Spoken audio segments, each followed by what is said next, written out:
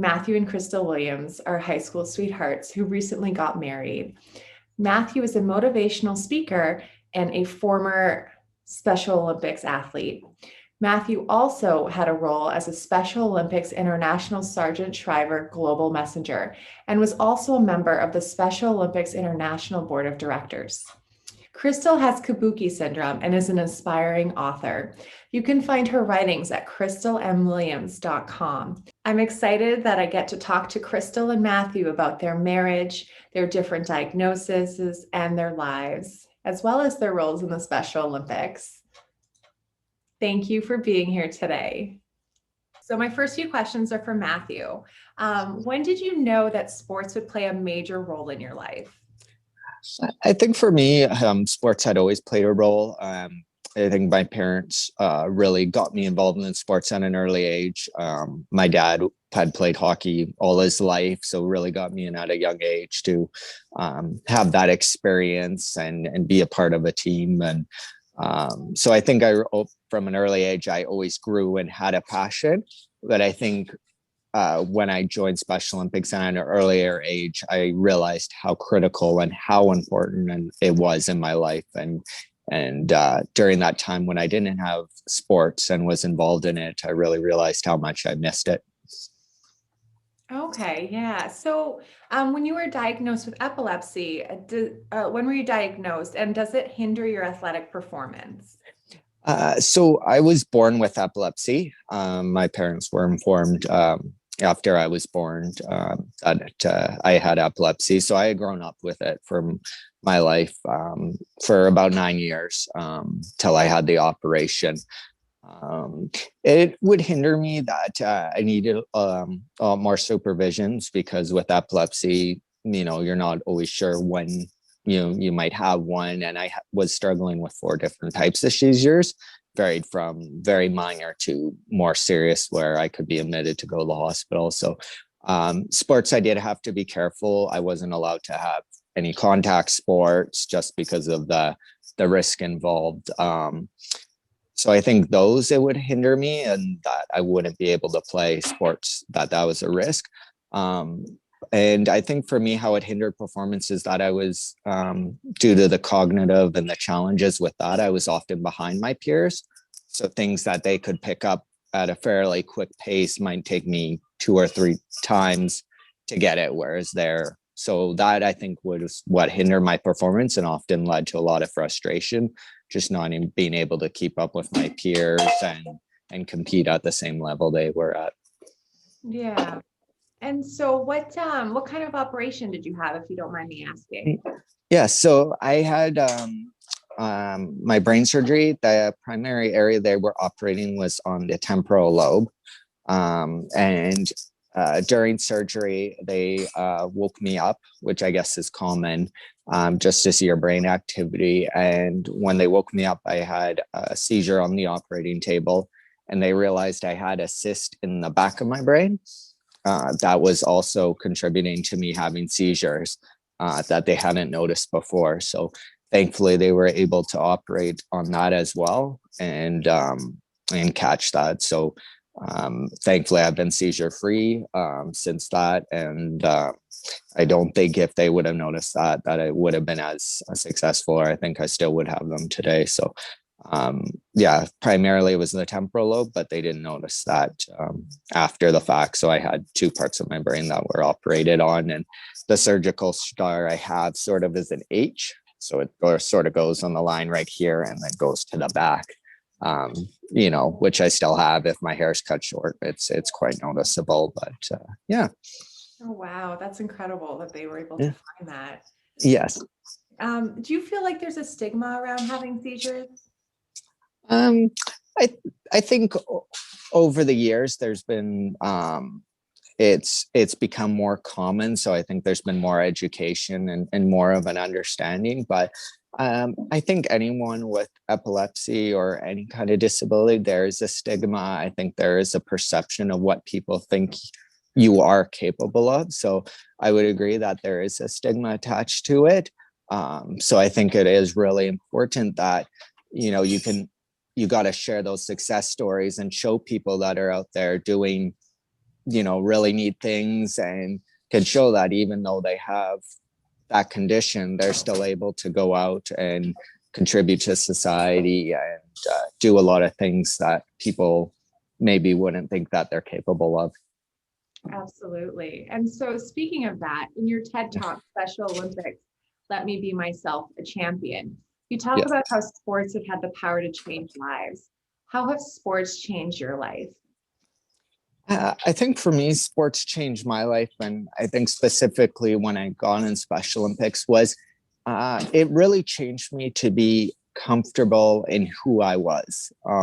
I think growing up, especially when you're a kid, you want to fit in with everyone else. And I think having a disability, I often wanted to try to hide it because I didn't want to be different. And I didn't want people to be, afraid of me, or they noticed that I'm different and didn't want to hang out. So I would hide or, try to downplay my disability. I think when I got into Special Olympics in a sports program, there were people that were similar to me and accepted me for who I am.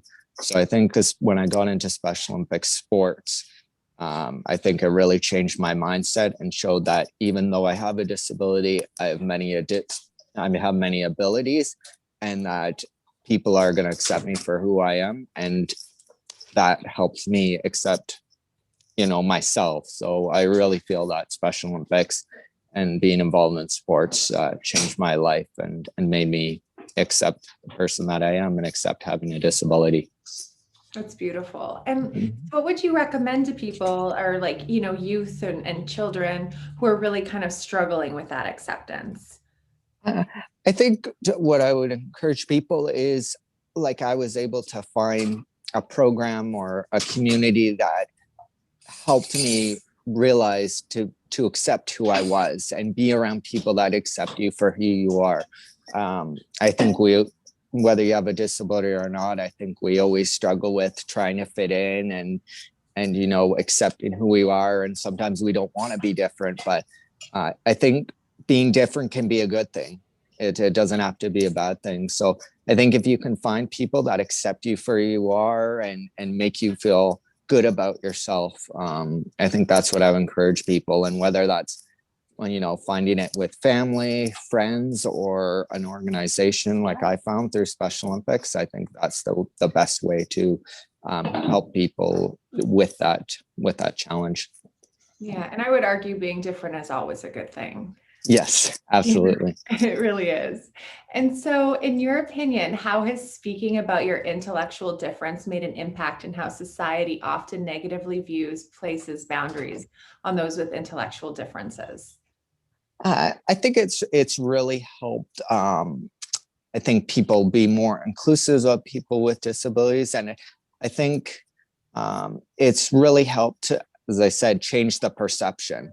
I think by being able to show people that, I have a disability, but I have a job, I'm married, I live independent, I'm doing all these things that, people with disabilities are capable of. I think that's really changed the mindset. And I think through doing that TED Talk and able to reach out to a group that didn't have a prior understanding. And I think what I've been really thankful for is that a lot of times when I've spoken to people, they've come away and with a better understanding and said, I didn't realize, using the word retard was hurtful. I didn't understand, the difficulties that people with disabilities face, and I didn't realize all that they're capable of. So I think really being able to change that mindset through speaking out about intellectual disabilities and myself and showing what I've been able to achieve, I think that's really helped change that perception. Yeah, absolutely. And can you tell us a bit more about your role as a Special Olympics International Sergeant Shriver Global Messenger and as a member of the Special Olympics International Board of Directors? Yes. So in 2010, I was selected to be one of 12 athletes to be a Sergeant Shriver International Global Messenger. And what the role was is we were ambassadors for the Special Olympics movement. So we would travel to various events around the world, and the Special Olympics, World Games, or um, different events to really spread about the impact Special Olympics has had on our life and share, you know, our struggles with having intellectual disability. And as I said earlier, really helping change the mindset of what people think about individuals with disabilities. And I was really thankful to attend a lot of events, going around the world and getting to share my story. Um, Also, with it being on the Special Olympics International Board, I served for 8 years, and my role was to give athlete input on the various roles in the organization. So when Special Olympics would be getting ready to put on a World Games, I would give my input from an athlete's perspective and really share that, what is important for athletes to have a great games experience, and what we need in the organization. How can they be more inclusive? How do we create leadership opportunities and empower our athletes? So really making sure that athletes have a voice in the organization and really have meaningful positions, not just a token position, but that they're meaningful roles that they can feel proud about, and giving my input on how we can best achieve that. Okay. And so what was your favorite place to visit when you were a part of this? I think my favorite place was in 2019. My wife and I got invited to attend the World Games in Abu Dhabi. And that was, again, an opportunity for me to speak to youth and at various events. And then we also got to just attend the games as spectators, which was really a neat opportunity. I had attended World Games as an athlete before, and gone to various World Games with my role as global messenger, but it was the first opportunity to attend a World Games with my wife. And so it was really good to have a different experience and get to be a spectator and enjoy the games. Because a lot of times when I was going as ambassador, you get a full schedule and don't always have an opportunity to enjoy everything that the games offer, because you're have so many commitments. So I think that was my favorite place I visited, and they did an excellent job of hosting the games, and definitely an eye-opening experience to visit their country. It was fantastic. Awesome. So now I have a couple questions for both of you guys. Yeah. So you guys are married in 2018. So as newlyweds, what has been your favorite time together so far as a married couple? I'll let Crystal answer first and give her a chance, and then I'll add in. Well, I mean, it's tough. For me, I would have to say that when we were dating, a lot of the times Matthew would go away with Special Olympics. So when his role was up, it was what was it, November? Huh? Yeah. Yeah, it was about November. So it was like 2 months after we got married, his role ended. So it was kind of an adjustment for both of us to get used to the fact that, like, oh, he's not traveling as much anymore. So we actually get to spend some time with each other now. So that was a little bit of an adjustment, but it was also fun too, because we actually, got to get to know each other like we did when we first started dating and everything. But then, we were married and we were living together, and it just made, I don't know, it just made a difference for us, I guess, to grow more together. How would you say that, Matt? Would you kind of agree? Yeah, I think anytime once you get married, it's adjustment, and it's a big commitment that you've made to each other. And I think Crystal's right. I think with my commitments with Special Olympics, I was away a lot of times, and Crystal sacrificed a lot to allow me to enjoy those opportunities, because she knew how important it was. So I think now being able to have that time together and really, I think since being married, share those opportunities together more, I think has been really great. I think for me, my favorite moment, I would say, is when we had our honeymoon in Hawaii, And I say that because leading up to the wedding, we had done a lot of planning. It could be really stressful, and I think the day was, it's the proudest moment of my life. But I think after the honeymoon, the day is just a whirlwind. So I think when we were able to really sit back, relax, enjoy ourselves, but really sort of share a conversation and really sit back and enjoy the moments we had and reminisce about it. I think that's what I've enjoyed the most. So. Yeah. Oh, that's beautiful. And so if you had one name to describe yourself as a power couple, like Brangelina, what would your power couple name be? Crystal's the creative one, so she might already have one going. Gee, thanks. No, I actually have to think of something.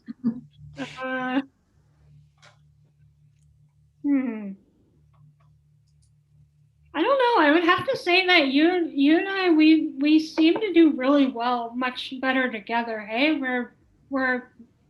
we have better, I would say, teamwork for us. Hey, like we're more a team, I think. Yeah. Perfect. And so before you were married, what were your experiences like with dating? I know you mentioned a little bit about this where you guys weren't around each other as much with your traveling and stuff, but yeah. So Crystal and I, we were high school sweethearts, and we had never dated anyone before. So for us, it was a new experience for both of us. We hadn't had that experience. But I think what really helped both of us, so is we were really good friends before. So we knew each other for 3 or 4 years. And I think that, relationship grew and grew, and we grew more attached to each other, and those feelings got stronger. So yeah, we can't really share what our experience was dating other people before, but I think for us, ever since we got together, it just felt so natural. And even with traveling, I think, there were those challenges for sure. I think anyone that's traveling and you're not together, you're going to go through those growing pains and challenges. But I think we always knew that no matter what, we really loved each other and knew that we were meant to be. So when you find the person that you want to spend the rest of your life, you just know. And I think that was the same for both of us.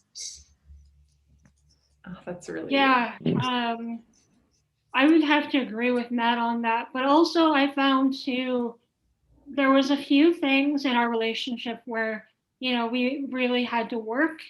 Like there was a few things that were really hard, like when Matt was going away for games, and we had a couple of tragedies in our relationship when we kind of started, and then as we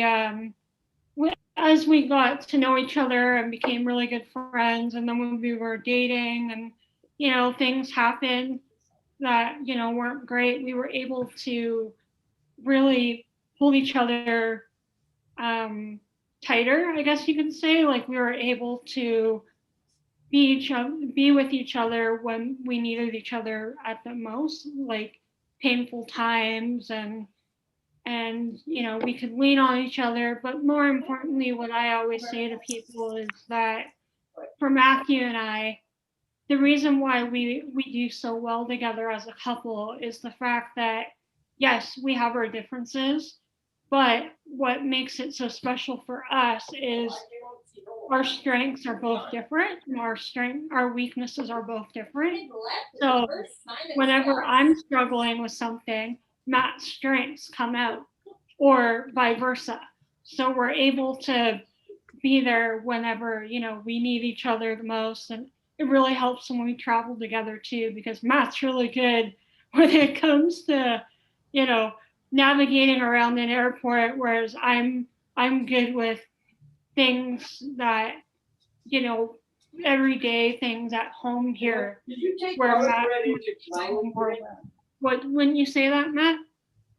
Yeah, I think as you said, I think you balance each other out, and I think that's what's in a successful relationship is knowing what your strengths and weaknesses are, And I think being able to be comfortable with that. And yeah, I think we've been able to be a good job of communicating that and knowing, when we need that help, and when, hey, you know what, this is not my strength. I know that Crystal can handle this, or as she said, vice versa. And I think we've been really able to handle difficult situations or stuff that, we didn't expect to be facing. And with knowing that. So, yeah. Okay, you guys pretty much answered my next two questions. Ask them anyways if you want to add anything to them. That was a really great answer. So what do you think is the most misunderstood thing about a marriage between two people that have differences? I think that it might not be a positive thing. Like, oh, it could be bad that we're different, or, like we're not the same. But I think you want to be different in some ways, because yeah, it creates balance. That's what I really feel that we're able to do, is that we balance each other out. I think if you're all the same in all your strengths, then when you do struggle with something, if there's not that other person to support you and help you out. So I think with Crystal and I both being different in what our strengths and weaknesses are, it really creates that balance to make sure that we can support each other, and that we're prepared in those difficult challenges that everyone faces in life and in marriage. Yeah, I would agree with that. Matt, you've knocked that one out of the park. So what are some of your hopes and dreams for the future? Like as a married couple, for yourselves? Matt, you can go first. Yeah, I think for me, sports are always going to be a part of my life. I've just started to get into golf, and my dreams are, I've got the honor of competing for Canada twice at Special Olympics, World Games, but never as a golfer. So my dream is hopefully in 2023, in a couple of years, to compete for Canada in the sport of golf for Special Olympics, or just in the future. And I think for my hopes is to continue to be an ambassador for not just Special Olympics, but for individuals with disabilities as well. I mean, there's still way too many people with disabilities that are, isolated in difficult situations, and facing many challenges, whether that be health, mental wellness, social, as I said, isolation, a variety of situations. So I just really hope I, still having the opportunity to share my story about my involvement with Special Olympics, marriage, and continue to be able to change the perception of what people with disabilities are capable of. Yeah, for me, I would have to say that, I would love to do more traveling, with Matthew, but also for myself, one of my biggest hopes and one of my biggest dreams, I forget how long since I've been wanting to do this, but I've always wanted to become an author. I've always wanted to be a published book author. So I'm working towards that. But I also really hope to be more of an ambassador, not just for Special Olympics as well, but, for people in general with disabilities.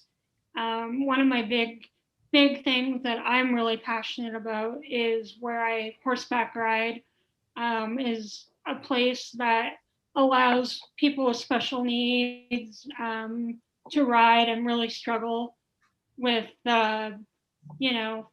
therapeutic and all that. So help them, with their core, their balance, and all that. So I'm really trying to take on a big role for that and be more of an ambassador for them. But yeah, just mainly I just want to keep telling my story and sharing it with other people. And I do struggle with mental health, so I'm getting more into that by pushing myself more to try to get, my story out to people and hopefully, help somebody else who might be struggling with that, and also help other people with special needs as well too. Okay, beautiful. And last question for you both. What is one thing you want the world to learn about you as a couple? I think the one thing I'd want the world to learn about us as a couple is, I think just how much happiness both of us bring for each other. I've said to people, I really encourage people to find one thing in your life that makes you happy every day, whether that's an animal, whether that's an activity, hobby, a person in your life. And no matter what challenges I face in a day, or struggles, or a good day or a bad day, especially in those bad days, I know being able to spend time with Crystal, and I know that she's going to make me happy, and make that a good part of my day, and she knows what's to say and how to make me feel better. So I think what I hope the world to know is that how much both Crystal and I have been able to make each other happy and give each other happiness every day of our lives being together. Yeah, I would have to say that as well. But also,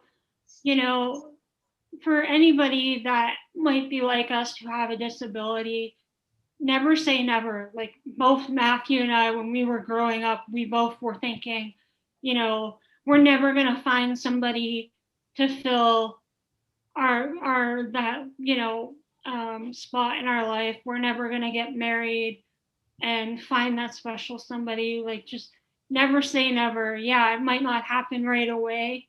It might just take you a little bit of time to find that person, but really and truly, like, just don't give up. Like, that's what, really got us, is we both honestly thought we'd never find one another. And then once we met each other in high school, we became really good friends first, and that's what we are before anything else. We're just amazing friends.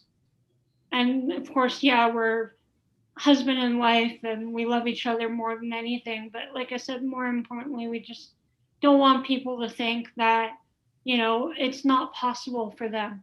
We're living proof that it is possible for, other individuals with special needs who have intellectual disabilities to find, their soulmate. Yeah. Oh, that's beautiful. Perfect. So if you have to go, Matt, I have a bunch of questions for Crystal, but I just wanted to get you guys done together first. So, excellent. Yeah. Thank you so much. And thank you for being so accommodating. Again, I apologize that I have to cut it short, but thank you for taking the time out and for this wonderful opportunity. We really appreciate it. So thank you. And we really appreciate you taking the time too. And I'm looking forward to speaking with Crystal. Excellent. Thank you again. Have a great rest of the day. Bye. Take care. Bye. So I have questions for you. So Kabuki syndrome is a rare disorder. What is Kabuki syndrome and how does it affect you? So honestly, I'm still learning about it, and I'm, like 29, and I still don't quite understand everything about it. But basically, it was born in Japan, and it started as like kabuki makeup. Like, they basically that sort of yeah. Actually, you know what? I have some of it written down. I don't know it very well on the top of my head, but anyway, it started out in Japan, and so that's basically, how it kind of came about. And it was at first discovered in Japan, believe it or not. So that's partly why, it got the name Kabuki syndrome. And it's I forget the exact number, but it's like 30 something thousand to like one person that gets it. So I was one of the million that, you know, had the syndrome and everything. And there's a lot of varies for it. I have the lower end of it, you know, for a lot of people, you'll notice like the facial features, like the eyes are kind of different, and your ears kind of stick out a little bit more and everything. So that's part of it. But then there's also like people could have speech issues. So, you know, some people might not be able to speak, so they have to learn sign language. Hearing loss. I have hearing loss, which I'm grateful that I'm able to wear hearing aids for it.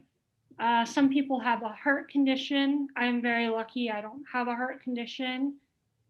Some people can also have seizures, like Matthew. I had seizures, but I only had seizures till I think I was 5 years old. And I was on medication for that for a bit, but then I was taken off of it. And for some reason, I just grew out of the seizures. So I haven't had a seizure since I was 4 years old. Yeah, 4 years old. So Oh.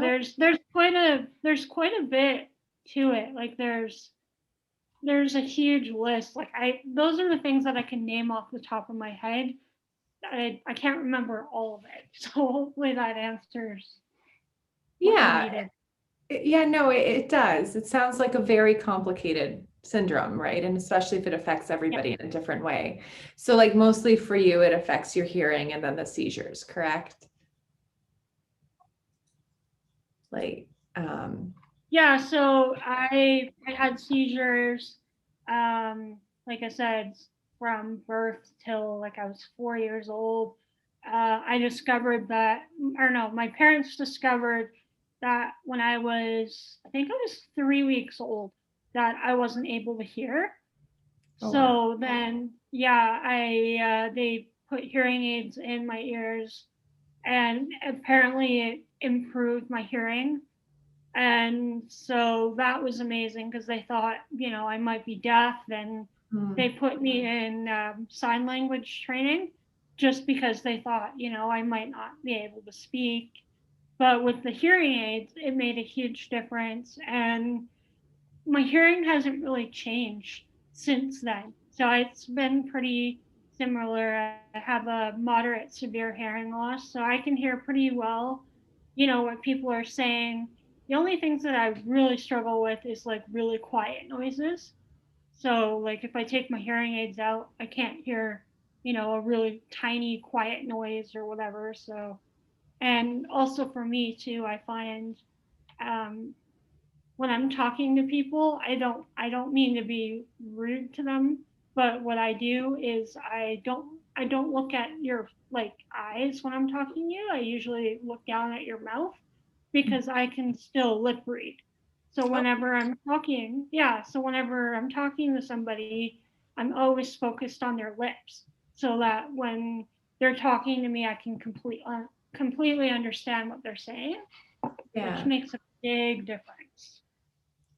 Okay, that's a great technique that I've heard that a lot of people do if you're Yeah. hard on hearing or suffer from hearing loss. Yeah, it really helps. The Yeah, pandemic definitely hasn't been the uh, best, but yeah, that's okay. I just have to be really focused on listening to what, you know, somebody's saying to me, even with their mask on. yeah. Well, because it's harder to hear through the mask and then you can't read, right? So, Yeah, exactly. yeah. So was it difficult to receive a diagnosis of Kabuki syndrome? And when were you fully aware that your diagnosis was confirmed? So I wasn't fully aware, but my parents found out, I think, when I was 5 that I had this diagnosis. Like Mhm. I said, I'm still learning about it myself, but my parents, you know, they've known since I was 5. And so, like I said, for myself, I'm still constantly trying to learn more about it myself, because I'm, as I get older, I'm learning more and more about it, and I'm understanding myself a little bit more too. Yeah. And it's definitely been kind of neat to be able to connect with other people that have it as well through social media as well, which I've never before. I always thought like I was one of the only ones, but now getting to see other people that has my disability is kind of comforting as well. Yeah, I can imagine. It's nice to find those communities, and social media has really opened that up. Like where on social media do you usually engage? Is it mostly Facebook or? Sometimes Facebook, sometimes Instagram. Yeah, or I'll see a video on Facebook or whatever. But yeah, no, I'm mainly on like Facebook and Instagram. Oh, cool. And Mhm. so you have an exceptional way with words on your website, crystalmwilliams.com. Your stories and posts are engaging and well written. You can tell you're an inspiring author. What types of written pieces are you working on now? So actually, right now I am kind of I'm right now I'm only working on my book that I've been focusing on now for like probably almost a year. What I'm working on is I am doing my own memoir. That's been something that I've wanted to do for a while, and I've always wanted to be an author. One of my favorite authors, believe it or not, unfortunately, she's not here. If I could, I would love to meet her. Have you heard of the book Anne of Green Gables? Yes. Yeah. Yeah, I'm obsessed with Lucy Montgomery. When I first read that book, I was hooked. And so after that, I was like, oh, I want to do this. And so yeah, that's one of my favorite books that I've read, and I've seen the movies a whole bunch of times, and I've read the books a bunch of times. So that kind of got me started as a kid. And yeah, so like I said, right now I'm mainly focusing on my book that I'm writing, and every so often I'll do something on my blog.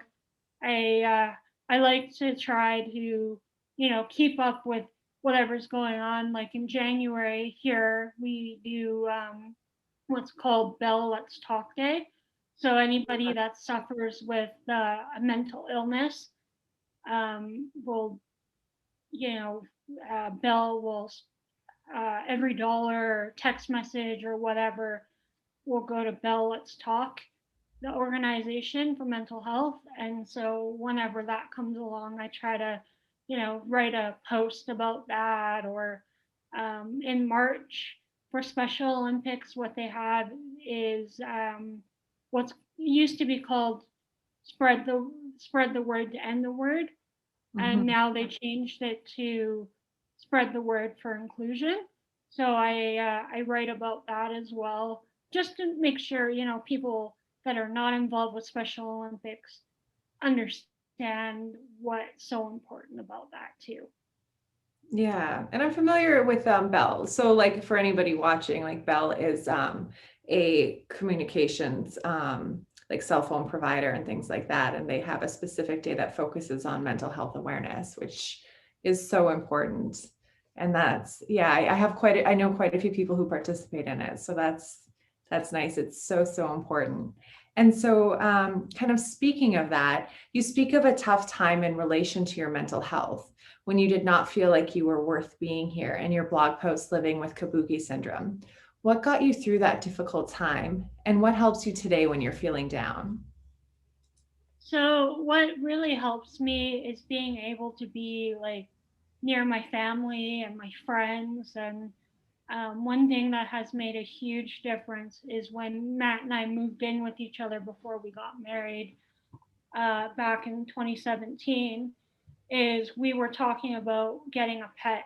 And I was saying to my in-laws and my parents, like, as much as, we love each other and stuff, but when he would go away, I would be all by myself. So I was like, I can't when I'm struggling, I can't be by myself because that's when, I go into that dark place and I'm feeling alone, and I get that voice in the back of my head that's telling me that I'm not worthy, and, you know, I I shouldn't be here, and just, it starts saying all these negative things. So, they all agreed, and they're like, yeah, having a pet would be a great idea. So we have a cat, and we adopted her and everything. So she's been a really big help as well, to have her around. But what also really helps as well too is when I go horseback riding 1 day a week as well, I get to be around those animals too. So for me, being around animals, people, and exercising is another big thing that I found that has been really helpful. And last year, of course, was really difficult. So I did a lot of soul searching for myself, and I started reading. I think I read about 6 self-help books. So what I did is was reading those, and I found, things that really helped me get through my struggling with depression. And one thing that I found really helpful is I write a journal now every day. So what I'll do is, like, I'll write down, that I'm a good wife, I'm a good daughter, a good sister. And then I, say things like I am a writer, I'm a blogger. And then I try to do three or four things that come to my head. So, for example, I think yesterday I wrote that I am respectful, and that I am, you know, uh, um, compassionate, and things like that, just to remind myself that, you know, I am worthy. I am supposed to be here, and that, you know, I'm a good person. And then I also do a little bit of gratitude in my journal too. So I write down things that I'm grateful for, like my husband, my family, friends, my health, my job, and my cat. But then also throughout my day. So, for example, if I do a workout, I'll say that I am grateful for my workout today. Or if I went for a walk, I'll say that I'm grateful that I went out for a walk today. Just little things to remind myself that, I'm supposed to be here. I am worthy. I am a good person. And, it really does help to do those little things to make you feel better about yourself. And so that really has been a kicker. And then another thing that really helped was both Matthew and I decided to become vegetarian.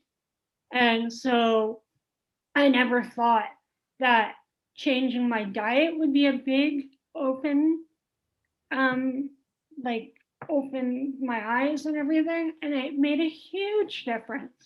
I'm not feeling so down. I have more energy. And when I am having a down day and I don't want to get off the couch, I'm still able to push myself to get up off the couch or out of bed in the morning. Yeah, I might not want to go out for a walk, but at least I can still get out of bed and, go read a book or do something that makes me feel good about myself. That's amazing you say that about food. I know quite a few people who are switching over to vegetarianism, like my parents are too, and what a significant difference that it makes. I admire your ability to do that. I would love to. I don't know. I like I like meat. I like McDonald's, but I admire that. I would love to do that at some point. And positive affirmations are so important too. That's such great advice to do a journal with that, Yeah. because you don't always get to hear it from people, so at least if you're hearing it, and you should be hearing that every day. Yeah, it does make a big difference. And another thing too that I found that's been really helpful for me is podcasts. Listening to podcasts that are very, motivational, that give really good advice. Not watching TV as much, listening to somebody who, can motivate you. So yeah, sometimes I need a good kick in the butt to get me out of bed, or to be like, yikes, I need to go on the bike today, or I should go out for a walk. Just little things make a big difference. And what's your favorite podcast that you listen to that helps motivate you? I have two actually. So I listen to two different people that I've been listening now for about a year. One, her name is Rachel Hollis. She has a couple of books out that I've read and I loved. And so I started reading her books first. And then I found out she had a podcast. So I started listening to her. And then while I was listening to her, she had this guy on her podcast named Trent Shelton. And he is also a motivational speaker too. He used to be a NFL football player, but then things didn't work out for him. So now he's a motivational speaker as well. So I find those two are very helpful that I listen to almost daily. And yeah, they make a huge difference for me. Okay, that's amazing. That's really good. Thank you for sharing that. And so, what advice would you give to a child with a difference to fight the bullying that occurs at a mental and emotional level? Well, I know for myself, I would have to say that, hang in there. It's not always easy. Believe me, I know I was there as a kid, and it's definitely hard. But eventually you'll see the light at the end of the tunnel, and things will get better. Unfortunately, there's people out there that just, are unfortunately jealous of them for some reason. I think that's partly why I got bullied is, yeah, I was different, but there's probably qualities that they were jealous of me that I had that they didn't have. So just basically keep your chin up and just try really hard not to put yourself down, and just, keep being yourself. Don't try and change who you are. Yeah, beautiful.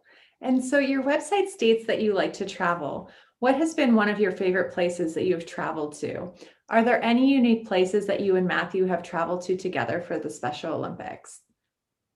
So one of my favorite places that I got to go to when I turned 22, I said to my family I wanted to go to Nashville, and I am a huge country music fan. So my nana and my aunt were like, "Okay, we'll go with you," because they were huge country music fans too. So still to this day, that has been my favorite trip because I got to go see the Grand Ole Opry, the Ryman Auditorium. I got to go to the bars and listen to live music there. So that to me was my favorite trip alone without Matthew. But together we've gone to Washington, D.C. He's been there multiple times. That's usually where their headquarters are for their meetings. Okay. So when I got to go with him, he got to show me around, and I actually got to sit in to one of the meetings. So I kind of got to, understand what they were talking about and all that. So that was kind of cool. We've been to Boston together. Again, that was another trip where he was there for meetings. So I got to really see like what they do with their meetings, and I actually got to meet some of the staff members that he was constantly talking about. And I'm like, okay, I need to meet these people. Who's this person? So that was pretty cool. And that was the first trip I realized that, it wasn't all fun and games. That was one of the trips for me that I really focused on realizing, like, okay, this is a work trip. So like he would be in meetings all day, and my father-in-law and I would be out, looking around and getting to see parts of Boston while he was in meetings. So for me, that's what I finally realized is, yeah, no, he's in meetings for most of the day, and then usually at night is when he would go for dinner and actually get to do something. So that was that. Abu Dhabi was absolutely amazing when we got to go there for World Games 2 years ago. Else? Those are the ones that I can only name off the top of my head. So, Well, if you guys yeah. ever make it to New York, you should look us up because we would love to meet you.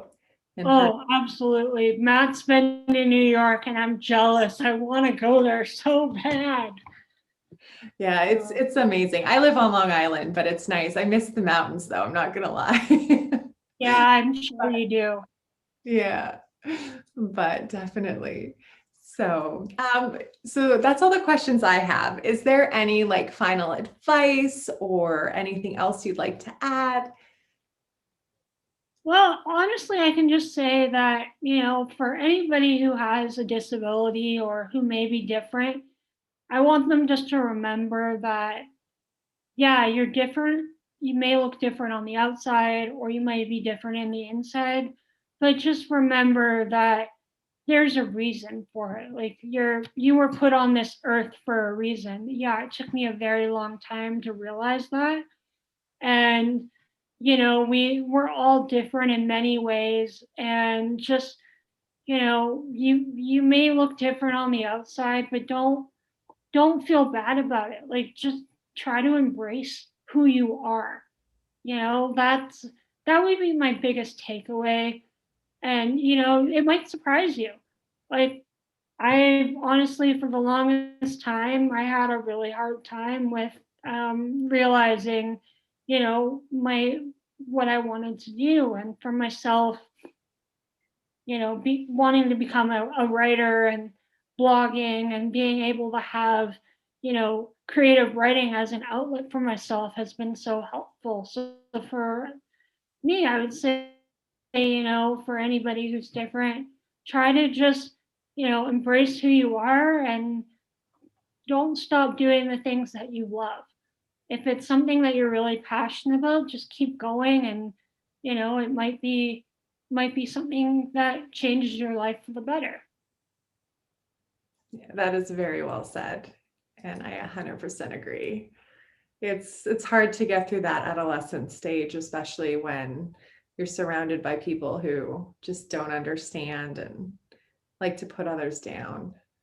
But Yeah, yeah, being a teenager and being in your 20s is definitely a challenging time, but once you get past that, things do get better. yeah, perfect. Well, thank you so much for taking the time. We really, really appreciate it.